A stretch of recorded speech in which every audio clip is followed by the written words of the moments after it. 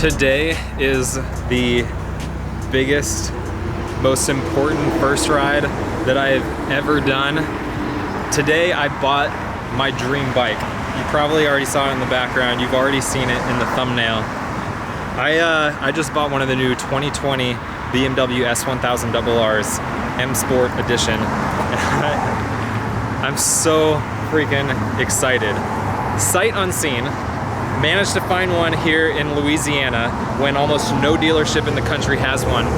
And this one is mine. So we're gonna be riding it today for the first time. Someone's in trouble. Someone's in trouble. We're gonna be riding it for the first time today. If you wanna see the last video when I picked this bike up, I'll link that down in the description. And then I'll link a playlist where you can see all the videos that I've made with this bike after this one. So the only things that I've done with it are start it up and pair my phone and my helmet to the bike, which is just insane, like as is. Like the number of features that this thing has for a race bike is just ridiculous. But I got a 6-hour drive, so it's gonna be quite the first ride. Let's get to it. You guys have no idea like my level of anxiousness right now. Look at this freaking dash.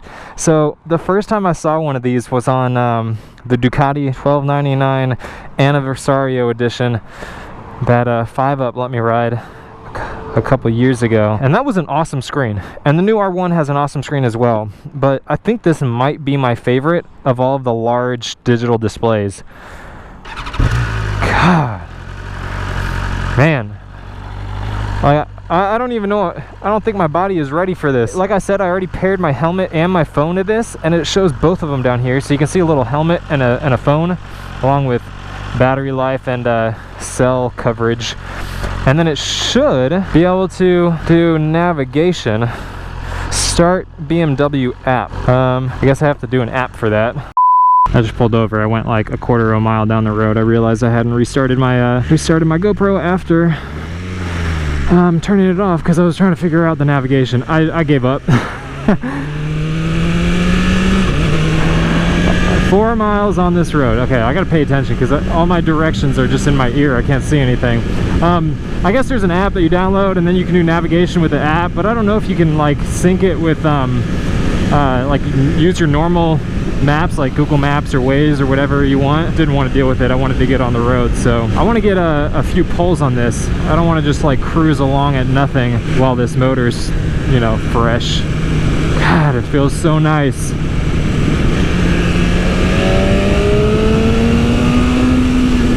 Oh man, it's so smooth. So it's got quick shifter up, and I apologize if I don't sound excited right now. I am so just like overwhelmed with emotion right now. I'm terrified, I'm ecstatic, I am thankful, I'm just all of the words. This has been a dream bike of mine for years. I didn't start riding motorcycles because I was a huge like fan of motorcycles growing up. I was a car guy when I was a kid. I got my first motorcycle just so I could park downtown for free, and it went from doing something that was functional to being something that I just was in love with doing. A couple years later, when I got married and we went on our honeymoon, we went to the BMW museum in Germany. I saw my first HP4 in person. From that day, I knew one day I needed to own one. Of course, the HP4 is a little bit different. The HP4 being just the race version of the S1000RR, and then with the new version, the new generation, it's now the M Sport, and that's what this is. This is the S1000RR. Man, are my words even working right now? This is the M model. I can't even, oh, it's just insane. All right, I think I'm gonna have, my navigation keeps cutting out. Okay, that's cool. I loved it with the Panigale, and I love it on this. I'm gonna pull over there real quick and just set up this navigation. Let's let you cool off here. Alright, screw that. I tried. I could not figure that out. It's no wonder that the app has like 3-star ratings. Also, apparently you have to pay for it after 14 days. And it wanted me to download like 11 gigabytes in maps. So I'm just gonna hope that I can find my way home. Oh, listen to that. That is nice. It's very different from how the downshifts felt on the Panigale.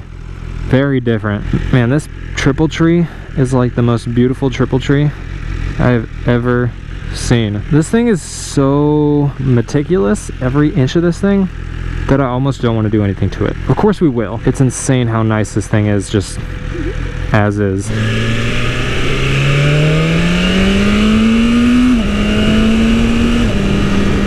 So I'm riding in rain mode right now. That is the lowest performing mode. Just because I want to get used to this thing. But we'll turn this dial up a bit.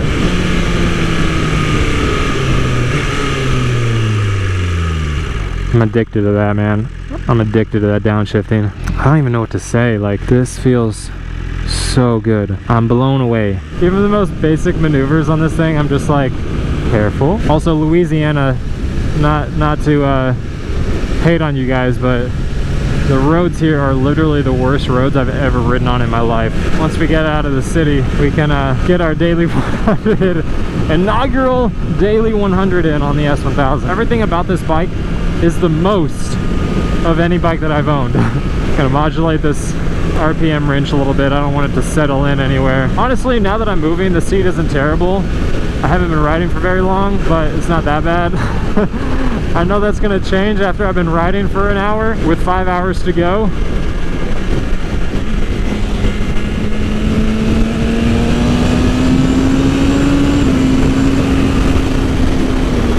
I don't want to go too ham. Was that 100?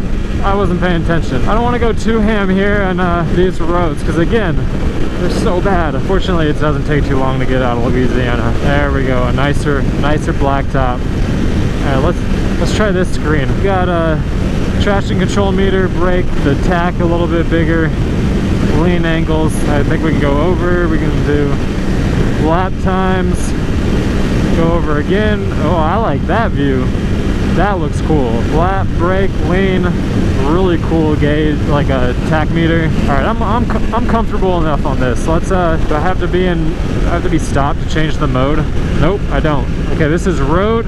So we got rain, road, dynamic, and race. Let's go to road.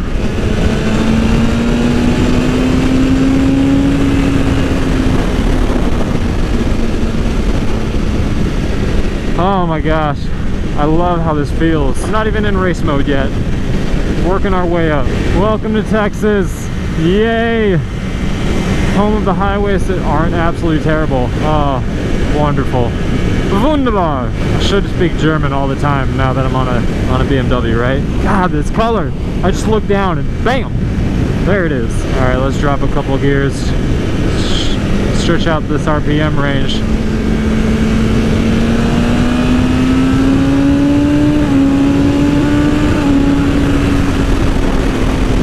Very nice.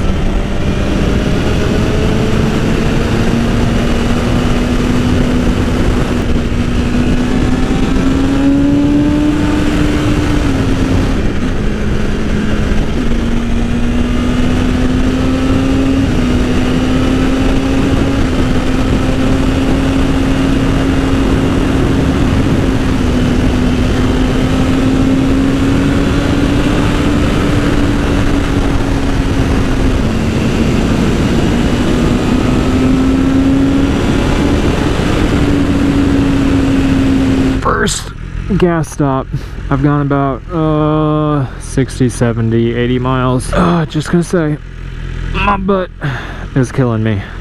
This seat is no joke. I take everything back. 4 hours and 15 minutes to go. Not making too bad a time because I'm freaking booking it at like 100 the whole time. You didn't hear that from me. That didn't happen. This key is like one of the nicest feeling ignition turns that I've ever felt. Such a little thing, but it's just so nice. It's all in the details, folks. My butt is a little bit rejuvenated.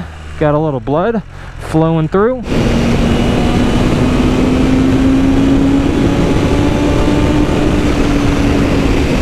100 miles has been hit. We're at 101 right now. First 100 miles were great. I love those downshifts.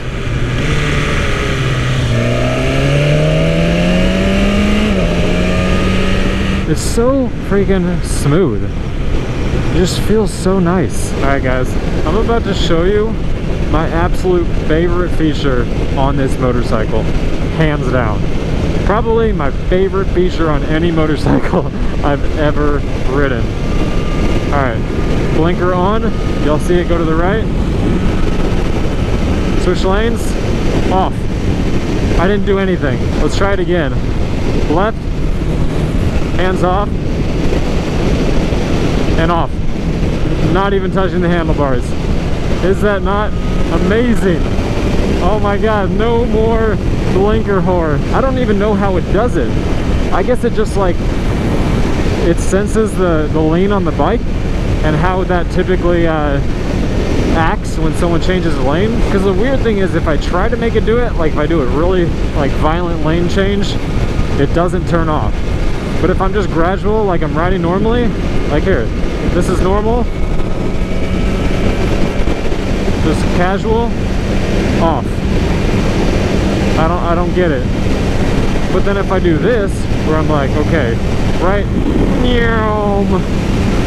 okay, I did it that time too. Isn't that awesome? All right, another favorite feature on this bike, cruise control. Cruise control on a Super Sport, which is amazing because if you're ever doing long distance on a Super Sport, you know that your back, your arms, your wrists, they get tired because you're in a more of an attack position than on a touring bike, which all have cruise control. So you got a cruise control stick right here. You just slide this over, light comes on, and then it has a little toggle. Press it forward to set it, and then you can do it back to drop down or decrease speed, and then forwards to increase speed. It does it by ½ mile per hour each press. See?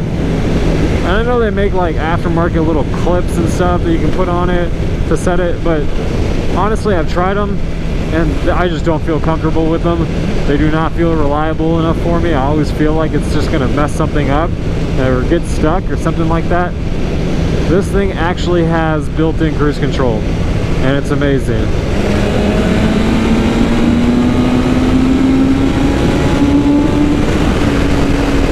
It hits that limit so freaking fast. It comes factory with a 9,000 RPM rev limit until you do the first service without hesitation and just like without fanfare. Like it's so nice.